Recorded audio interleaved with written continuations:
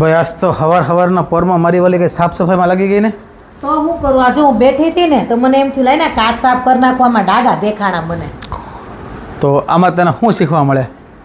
મને એ શીખવા મળે છે કે અમારા બૈરાઓને આવા ડાઘ દેખાય છે તો પુરુષોને કેમ નહીં દેખાતા હોય આવા નાના નાના ડાઘ?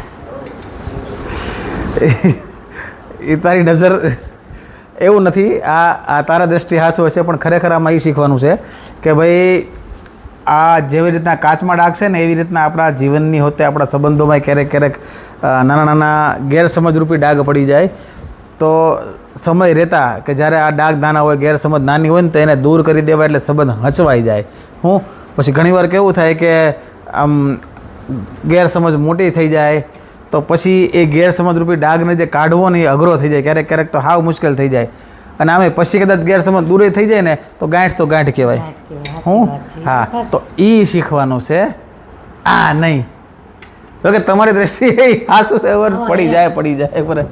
તમારી દ્રષ્ટિ હાસું છે ઓલી બાજુ ઊંચું લે પણ આ દ્રષ્ટિએ ઈ એમ હું એ ઉભી રહે ધીમેકથી.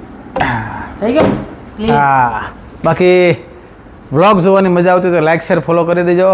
બાકી હાઉ ડાયરાને રામે રામ.